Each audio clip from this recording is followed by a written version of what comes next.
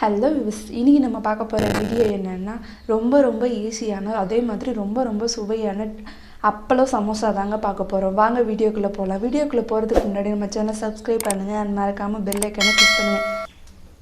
இப்போ நம்ம அதுக்கு வந்து மசாலா குட்டிங் ரெடி பண்ணிக்கலாங்க. நம்ம இப்போ வந்து அதுக்கு தேவையான எண்ணெய் ஊற்றிக்கலாங்க. இப்போ வந்து எண்ணெய் நல்லா சூடேறி வச்சுங்க. நான் பெரிய சைஸ் வெங்காயம் ஒரு 2 வெங்காயம் கட் பண்ணி வச்சுருக்கேங்க. வெங்காயம் கருவேப்பிலை சேர்த்து போட்டுக்கலாங்க. நான் வந்து சும்மா ஒரு 10 சமோசா அந்த அளவுக்கு தாங்க செய்கிறேன். நீங்கள் வந்து உங்களுக்கு எந்த அளவுக்கு பிடிச்சிருக்கோ அந்த அளவுக்கு நீங்கள் செஞ்சுக்கலாம். இப்போ வந்து இதை நல்லா கிண்டிக்கலாங்க. இதை வந்து நம்ம வந்து ஓரளவு வதக்கிக்கலாங்க. இது வந்து ரொம்ப நேரம் வதக்கணும்னு இல்லைங்க, ஒரு 50% வதக்கினாவே போதுங்க. ஏன்னா நம்ம வந்து எண்ணெயில் போட்டு ஃப்ரை பண்ணுறப்போ அது வந்து அதுலேயும் நல்ல வெங்காயம் வந்து ஃப்ரை ஆயிருங்க. நம்ம ரொம்ப வதக்கிட்டால் நல்லா இருக்காதுங்க. ஒரு 50% மட்டும் வதக்கிங்க போதுங்க. அது இப்போ வந்து வெங்காயம் வந்து ஓரளவு வதங்கிடுச்சுங்க. நம்ம இப்போ இது கூடயே உருளைக்கிழங்கு சேர்த்துக்கலாங்க. நான் வந்து இன்றைக்கி பச்சை பட்டாணி சேர்க்கலைங்க, நான் உருளைக்கிழங்கு மட்டும் நான் சேர்த்துக்கிறேங்க. உருளைக்கிழங்கு 2 உருளைக்கிழங்கு எடுத்து நல்லா வேக வச்சு தோல் ஊற்றி எடுத்துருக்கேங்க. இப்போ அதை மசிச்சுட்டு இது கூட சேர்த்துக்கலாங்க. நம்ம இப்போ பாருங்கள், இதை நல்லா மசிச்சு எடுத்துட்டாச்சுன்னா நம்ம இப்போ வந்து அந்த வெங்காயத்தோட உருளைக்கிழங்கு நம்ம சேர்த்துக்கலாங்க.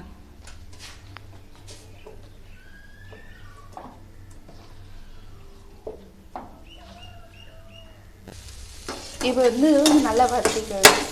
நம்ம இது வந்து பரட்டி விட்டதுக்கப்புறம் இது கூட உப்பு, கொஞ்சம் காரத்துக்கு மிளகா சேர்த்துக்கோங்க. ஆனால் குழந்தைங்கள்லாம் சாப்பிட போகிறதுனால பச்சை மிளகா சேர்க்கலைங்க. ஏன்னா குழந்தைங்க பச்சை மிளகா சாப்பிட்டுச்சுன்னா ரொம்ப காரம் தாங்க முடியாமல் கிடப்பாங்க. கொஞ்சோண்டு நம்ம வந்து வரமிளகாத்தூள் சேர்த்துக்கலாங்க, காரத்துக்கு மட்டும். உப்பு கொஞ்சோண்டு சேர்த்துக்கலாங்க. இந்த மசாலாவுக்கு மட்டும் உப்பு சேர்த்துக்கலாங்க. இது கூட நம்ம வந்து கொஞ்சோண்டு கரம் மசாலா தூள் சேர்த்துக்கலாங்க. இதெல்லாம் நம்ம டேஸ்ட்டுக்காக தாங்க சேர்க்குறது. உங்களுக்கு கரம் மசாலா தூள் பிடிக்கல அப்படின்னா நீங்கள் ஸ்கிப் பண்ணிக்கோங்க. இல்லை உங்களுக்கு அதே மாதிரி வரமிளகாய் தூள் வேண்டாம் அப்படின்னா நீங்கள் காஷ்மீரி சில்லி பவுடர் சேர்த்துக்கோங்க. அது சேர்த்துக்கிட்டிங்கன்னா கலரும் கொடுக்கும், டேஸ்ட்டும் கொடுக்குங்க.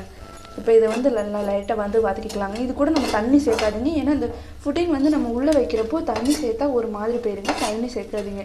இந்த மாதிரி வரன்னு எடுத்துக்கோங்க. இப்போ வந்து நம்ம மசாலா வந்து நல்லா ரெடி ஆகிடுச்சுங்க. நம்ம வந்து இப்போ ஆஃப் பண்ணிடலாங்க. ஆஃப் பண்ணுறதுக்கு முன்னாடி இதுக்கு மேலெல்லாம் கொஞ்சோண்டு புதினா எல்லாம் தூவி விட்டு ஆஃப் பண்ணிடுங்க. இப்போ ஆஃப் பண்ணிடலாங்க. இப்போ பாருங்கள், நான் வந்து அப்பளம் வந்து இந்த அப்பளம் வாங்கியிருக்கேங்க. கொஞ்சம் பெரிய சைஸ் அப்பளம் தாங்க வாங்கியிருக்கேன். இதை வந்து நம்ம இப்போ வந்து தண்ணியில் நல்லா நினச்சிக்கலாங்க.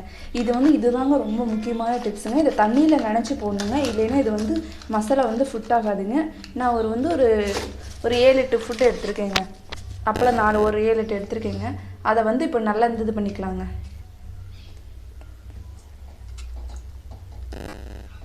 இப்போ தண்ணியில் போட்டு நல்லா பரட்டிக்கலாங்க. இப்படியே ஒரு 2 நிமிஷம் நீங்கள் வந்து நார்மலாக வச்சுருங்க. இந்த அப்பளம் வந்து நல்லா ஊறி பேப்பர் மாதிரி வருங்க. அதுக்கப்புறம் இதை எடுத்துக்கலாங்க. இப்போ இப்படியே ஒரு 2 நிமிஷம் இருக்கட்டுங்க. இப்போ பாருங்கள், ஒரு 2 நிமிஷம் வந்து நம்ம இதை ஊற வச்சு எடுத்தாச்சுங்க. பாருங்கள், அப்பளம் வந்து உள்ளே நல்லா ஊறி இருக்குது பாருங்கள். இப்போ வந்து இது ஒரு பிளேட்டில் நம்ம மாற்றிக்கலாங்க. இங்கே பாருங்கள், நல்லா ஊறி இருக்குது பாருங்கள். இப்போ வந்து இது ஒரு பிளேட்டில் சேர்த்துக்கலாங்க. நம்ம இப்போ வந்து இதை வந்து ஊற வச்சு எடுத்து வச்சாச்சுங்க. பாருங்கள் எந்த அளவுக்கு காஞ்சிருக்கு பாருங்கள். நல்லா எப்படி இருக்குது பாருங்கள். பின்னாடி என் கை இருக்கிறதெல்லாம் தெரியுது பாருங்கள். இப்போ இது கூட நம்ம மசாலா சேர்த்து இதை மடிச்சுக்கலாங்க. நம்ம இப்போ வந்து நம்ம இப்போ சுற்றி பேஸ்ட் வச்சுக்கலாங்க. நான் வந்து கோதுமை பேஸ்ட் எடுத்துருக்கேங்க. நீங்கள் என்ன பேஸ்ட் எடுக்கிறீங்களோ அதுக்கேற்ற மாதிரி எடுத்துக்கோங்க. மைதா எடுத்துக்கலாம்னாலும் எடுத்துக்கோங்க. உங்களுக்கு எந்த பேஸ்ட்டு கம்ஃபர்டபுளாக இருக்கோ அதை எடுத்துக்கோங்க. இப்போ இதை சுற்றி தடவிக்கோங்க. சுற்றி ரவுண்டாக ஃபுல்லாக தடவிக்கோங்க. இதில் வந்து நம்ம என்ன டிஃப்ரெண்ட் வேணாலும் ஸ்டைலில் போட்டுக்கோங்க. எந்த டிஃப்ரெண்டில் உங்களுக்கு மடிக்க விருப்பம் இருக்கோ அதில் மாதிரி மடிச்சுக்கோங்க. இப்போ இதை சுற்றி தடவாச்சுங்க. இதுக்கு நடுவில் கொஞ்சோண்டு மசாலா வச்சுக்கலாங்க.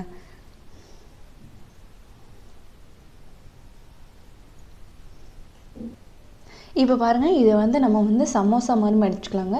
இல்லை பஜ்ஜி மாதிரி மடிச்சுக்கிறதா மடிச்சுக்கோங்க. நான் வந்து இப்போ வந்து இதை வந்து இந்த ஷேப்பில் மடிக்க போகிறேங்க.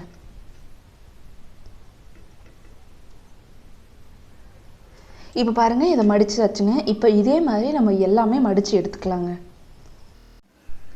இப்போ பாருங்கள், இப்போ வந்து இதை எல்லாத்தையும் ரெடி பண்ணியாச்சுங்க. இப்போ வந்து நம்ம இதை ஃப்ரை பண்ணிடலாங்க. நான் வந்து என்ன பண்ண போகிறேன்னா, ஆயில் நிறையா ஊற்றி பண்ணலைங்க. சும்மா நார்மலாக நம்ம தோசை சட்டியில் போட்டு ஃப்ரை பண்ணுற மாதிரி பண்ண போகிறீங்க. நீங்கள் வந்து இல்லை ஆயில் நிறைய கலந்து பண்ணுறீங்க அப்படின்னா நீங்கள் வந்து எப்போதும் போல் நார்மலாக அந்த பஜ்ஜி இதெல்லாம் போடுற மாதிரி போட்டுக்கோங்க. வாங்க இப்போ இதை எண்ணெயில் போட்டு எடுத்துடலாம். இப்போ வந்து இதை எண்ணெயில் போட்டுக்கலாங்க. நான் எண்ணெயை வந்து ஆல்ரெடி சூடு பண்ணி வச்சுருக்கேங்க. மீடியமான ஃப்ளேம் வச்சுக்கோங்க, அதிகமான ஃப்ளேம் வைக்காதீங்க, மீடியமான ஃப்ளேம் வச்சுக்கோங்க.